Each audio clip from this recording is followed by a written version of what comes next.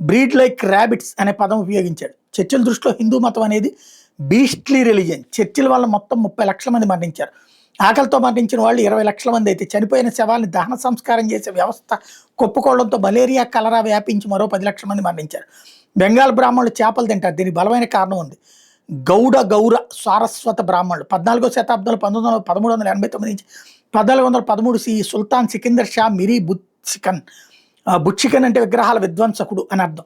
సికిందర్ బుత్సకర్ కాశ్మీర్లో సాగించిన హింసాకాండ ఎలాంటిదంటే, ఒక 20 అడుగులు ఎత్తు 10 అడుగులు వెడల్పుతో పెద్ద కొండను పెట్టి దానికి నిచ్చెన వేసి కాశ్మీరీ గౌడ సారస్వత బ్రాహ్మణులు ఆ నిచ్చెన ఎక్కి తమ జంజాల్ని కొండలో వేసి వచ్చి ఇస్లాం మతం స్వీకరిస్తే బ్రతుకుంటారు, లేదంటే అక్కడికక్కడే తల నరికే చంపేస్తారు అని బెదిరించడంతో కొద్దిమంది జంజం కొండలో వేసి ఇస్లాం స్వీకరించగా సింహభాగం కాశ్మీర్ వదిలి వెళ్ళిపోయారు. 17-18వ శతాబ్ద కాలంలో మొఘలు బలవంత పథ మార్పిడి జిజియా పన్నులతో వేధించడంతో కాశ్మీర్లో ఉన్న ఆ కొద్దిపాటి సారస్వత బ్రాహ్మణులు కూడా పంజాబ్, బెంగాల్, గోవా ప్రాంతాలకు వలస వచ్చారు. ప్రముఖ కవి గుంటూరు శేషేంద్ర శర్మ గారు గౌడ సారస్వత బ్రాహ్మణులు. శేషేంద్ర శర్మ గారి పూర్వీకులు కాశ్మీర్ వదిలి వచ్చి తెలుగు నేల మీద స్థిరపడ్డవారే. 1934 బెంగాల్ కరువు సమయంలో తీవ్రమైన ఆహార కొరత వలన శవాల దెబ్బగా మారిన బెంగాల్లో గౌడ సారస్వత బ్రాహ్మణులు తోటి బెంగాలీ బ్రాహ్మణులతో సమావేశం అయ్యి, మనం బ్రతుకుంటేనే మన ధర్మాన్ని కాపాడుకోగలం కాబట్టి దొరికింది తిని ప్రాణాలు నిలబెట్టుకుందామని తీర్మానం చేసుకుని చేపలను ఆహారంగా స్వీకరించడం మొదలుపెట్టారు. అలా 1934 బెంగాల్ కరువు సమయంలో మొదలైన చేపలను తినే అలవాటు తర్వాత కాలంలో కొద్దిమంది కొనసాగిస్తూ వస్తున్నారు. ఎప్పుడో 500 ఏళ్ల క్రితం కాశ్మీర్ నుండి కాలినడకన బెంగాల్, గోవాలకు చేరుకున్న సారస్వత గౌడ బ్రాహ్మణులు దారిలో ఎన్ని కష్టాలు పడి ఉంటారో ఆలోచించండి. 1934 బెంగాల్ కరువు, ఆకలి మరణాలకు కారణం భూస్వాములే అని సరిగ్గా 32 ఏళ్ల తర్వాత 1967లో వెస్ట్ బెంగాల్లోని డార్జిలింగ్ జిల్లాలో నక్సల్బరి అనే గ్రామంలో మార్క్సిస్ట్ లెనినిస్ట్ ఉద్యమం ప్రారంభమై తర్వాత కాలంలో దేశమంతా విస్తరించింది. విన్స్టన్ చర్చిల్ ఒక విధంగా కాదు బహువిధాలుగా భారత్లో చిచ్చు పెట్టాడు. ఇండియన్స్ని వాళ్ళని వాళ్ళు పరిపాలించుకోలేరని ఎద్దేవా చేసిన చర్చిల్ కాలం గీతం తిరిగి వాళ్ళని వాళ్లే సరిగ్గా పరిపాలించుకోలేకపోతున్నారు. 2010 నుండి ఇప్పటి వరకు బ్రిటన్కి ప్రధానంగా పనిచేసిన వాళ్ళు David Cameron, Theresa May, Boris Johnson, Elizabeth Truss, Rishi Sunak, Keir Starmer. ఇప్పుడు 7వ వాళ్ళు ఎవరో తేలాలి. గత 10 ఏళ్ల కాలంలో పనిచేసిన 6 ప్రధానమంత్రులు చేయలేంది కొత్తగా రాబోయే ప్రధానమంత్రి చేయగలడా లేదా చేయగలదా? 2 పేర్లు వినిపిస్తున్నాయి. ఆండీ బున్హామ్, మాజీ ఆరోగ్య మంత్రి వెస్ స్ట్రీటింగ్. గత 10 ఏళ్ల నుండి ఇదిగో ఈ ప్రధానమంత్రి అద్భుతాలు చేసి బ్రిటన్ ఆర్థిక పారిశ్రామిక రంగాలను అభివృద్ధి పదంలో నడిపిస్తాడని ఆశిస్తూ పదవప్పు చెప్పడం, 2 ఏళ్ళు తిరిగేసరికి సదరు ప్రధానమంత్రులకి తామే వరము చక్కదిద్దలేని పరిస్థితులు ఉన్నాయని గ్రహించడం, తామెవరము చక్కదిద్దలేని పరిస్థితులు ఉన్నాయని గ్రహించడం, తర్వాత రాజీనామా చేసి తప్పుకోవడం చేస్తూ వస్తున్నారు. పొరపాటు అంటే సరిదిద్దుకోగలదు, తప్పు అంటే సరిదిద్దుకోలేదు, కానీ ఆ తప్పు ఫలితం అనుభవించాల్సిందే. బ్రిటన్ ఇప్పుడు గ్రేట్ కాదు, రవి అస్తమించిన సామ్రాజ్యం అనే చరిత్ర. ఆ మాటకు వస్తే అంగట్ల రత్నాలు అమ్మినారట ఇచ్చట అని రాయల వారి వెళ్ళిన కాలం గురించి చెప్పుకోవట్లా. అలాగే గ్రేట్ బ్రిటన్ కాస్త ఒత్తి బ్రిటన్ అయి కూర్చుంది. ఎవరు ముస్లిం శరణార్థులు బ్రిటన్కి రమ్మని ఆహ్వానించారు అని ప్రశ్న వేసుకుంటే ఖచ్చితమైన సమాధానం దొరకదు. బోట్లలో వచ్చేశారు, మానవతా దృక్పథంతో ఆశ్రయం ఇచ్చారని అంటున్నారు. కానీ అసలు 30 మంది పట్టే బోట్లో 100 మంది ఎక్కించుకుని లండన్ తీరానికి చేర్చింది ఎవరు? అసలు లండన్ తీరానికి వెళ్తే జాలిపడి ఆశ్రమిస్తారని సదరు శరణార్థులకి ఐడియా ఇచ్చింది ఎవరు? మొదటి బోట్లో 100 మంది శరణార్థులు లండన్ తీరానికి చేరుకున్నప్పుడు వాళ్ళకి ఆశ్రయం ఇవ్వమని అప్పుడు ప్రధాని డేవిడ్ కామెరూన్ మీద ఒత్తిడి తెచ్చింది ఎవరు? సమాధానం దొరకదు. ఫ్రాన్స్ తీరానికి చేరుకున్న శరణార్థుల బోట్లను ఫ్రాన్స్ పోలీసులు పట్టుకుని వెనక్కి పంపిస్తే ఇంగ్లీష్ ఛానల్ దాటి లండన్ తీరానికి తీసుకెళ్లమని సదరు బోట్ ఆపరేటర్ సలహా ఇచ్చింది ఎవరు? 2018 నుండి ఇప్పటి వరకు 12 లక్షల మంది శరణార్థులు అక్రమంగా బ్రిటన్లో ఉన్నారు. 12 లక్షల మంది కాక విజిట్ వీసా మీద వచ్చిన వాళ్ళు, వీసా గడువు తీరినా తిరిగి వెళ్లకుండా అక్కడే ఉండిపోయినటువంటి వాళ్ళు ఉన్నారు.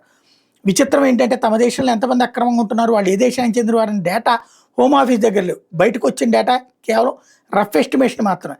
బ్రిటన్లో విద్యను అభ్యసించడానికి స్టూడెంట్ వీసా మీద వచ్చిన వాళ్ళ సగానికి పైగా అక్రమంగా ఉంటున్నారు. ఇవే ఒక్క సంవత్సరం జరిగిపోలేదు. 2010లో డేవిడ్ కామెరూన్ ప్రధానంగా బాధ్యతలు చేపట్టినప్పటి నుండి జరుగుతూ వచ్చాయి. 2016లో డేవిడ్ కామెరూన్ దిగిపోయిన నాటికి అక్రమ వలసదారుల సమస్య ఎంత తీవ్రమైందో తెలిసి వచ్చింది. కానీ తర్వాత వచ్చిన ప్రధానులు ఎవరు అక్రమ వలసదారుల సమస్యను పట్టించుకోలేదు. ఎందుకంటే బ్రిటన్ ఆర్థిక సమస్యల కంటే వలసదారుల వల్ల జరుగుతున్న నష్టం తక్కువగా అనిపించడం. 2024లో భారీ మెజార్టీతో గెలిచిన లేబర్ పార్టీ ఏదో అద్భుతం చేస్తుందని ఆశించిన బ్రిటన్ పౌరులకి లెఫ్ట్ భావజాలం ఉన్న ప్రధాని కీర్ స్టార్మర్ బ్రిటన్ మరింత కష్టాల్లోకి నెట్టేశాడు. 2024లో ప్రజలు లేబర్ పార్టీకి బ్రహ్మరథం పట్టింది పబ్లిక్ సర్వీసెస్ను మెరుగుపరిచి కాస్ట్ ఆఫ్ లివింగ్ సరతరం చేస్తాడని. కానీ జరిగింది వేరొకటి. అక్రమ వలసదారులు పాకిస్తాన్ పౌరులు ఎక్కువగా ఉన్నారు. బ్రిటన్ పౌరులకి ఫుట్పాత్లే గతి. అక్రమ వలసదారులకి ఏమో హోటళ్లలో రూములు ఇప్పించి ఆ ఖర్చులు ప్రభుత్వమే చెల్లిస్తోంది. హోటళ్లలో వస్తువులు తినడానికి డబ్బులు ఇస్తే వాళ్ళు ఊరకనే ఉంటారా? ఫుట్పాత్ మీద నిల్చుని ఫోన్ మాట్లాడుతున్న మహిళల చేతుల నుంచి మొబైల్ ఫోన్ లాక్కుని పారిపోతున్నారు. లండన్ పోలీసులు చేతులు ఎత్తే చాలా కాలం అయిపోయింది. ప్రస్తుతం బ్రిటన్లో నగరాలు పాత బస్తీలను తలపిస్తున్నాయంటే అతిశయోక్తి కాదు. Reform UK, restore Britain, Britain first మరియు యూకే ఇండిపెండెన్స్ పార్టీ ఇవన్నీ బ్రిటన్లో అక్రమ వలసల మీద లేబర్ పార్టీతో యుద్ధం చేయడానికి పోరాడుతున్న పార్టీలు మరియు గ్రూపులు. బ్రిటన్ స్థానిక సంస్థల ఎన్నికల్లో చిన్న చిన్న పార్టీలు గ్రూపులు లేబర్ పార్టీని ఓడించాయి. ముఖ్యంగా రిఫార్మ్ యూకే పార్టీ ఎక్కువ స్థానాలు గెలుచుకుని లేబర్ పార్టీకి ప్రధాని కీర్ స్టార్మర్కి సవాల్ విసిరింది. నిగేల్ ఫరాగే రిఫార్మ్ యూకే పార్టీ నడిపిస్తూ లేబర్ పార్టీ కంచుకోట లాంటి కౌన్సిల్స్లో ఆధిక్యం సాధించాడు. ఇక బ్రిటన్లో లెఫ్ట్ లిబరల్స్ లేబర్ పార్టీని వదిలేసి గ్రీన్ పార్టీకి ఓట్లేశారు. బ్రిటన్లోని స్థానిక సంస్థల ఎన్నికల్లో కీర్ స్టార్మర్ ఇమిగ్రేషన్ పాలసీని విమర్శిస్తూ రిఫార్మ్ యూకే చేసిన ప్రచారాన్ని ప్రజలు బలంగా నమ్మారు.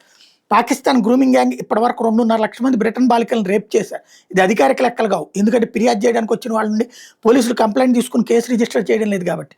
పోలీసుల పైనుండి అనధికారిక ఆదేశాలు ఉన్నాయి. భారత్ రేపిస్టుల రాజధాని అని వెస్టర్న్ మీడియా అనడానికి వీలుండదు.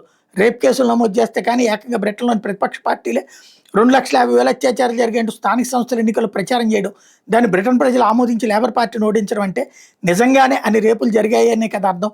చిత్రం ఏంటంటే పాకిస్తాన్ గ్రూమింగ్ గ్యాంగ్ చేసిన రేపుల్లో అధిక శాతం మైనర్ బాలికలే ఉన్నారు. Victim card Islamophobia. London mayor Pakistan సంతతికి చెందిన సాదిక్ ఖాన్ స్థానిక సంస్థల ఎన్నికల్లో లేబర్ పార్టీ చిత్తుగా ఓడిపోయేసరికి గుడ్ ఓల్డ్ స్లోగన్ రిపీట్ చేశాడు షరా మామూలుగా. బ్రిటన్ స్థానిక సంస్థల ఎన్నికల ఫలితాలు చూస్తుంటే బ్రిటన్ మొత్తం ఇస్లామోఫోబియాతో బాధపడుతున్నట్టుగా ఉంది. మరి నాకు లండన్తో ఉండాలంటే భయంగా ఉంది ఈ అంటున్నాడు సాదిక్ ఖాన్.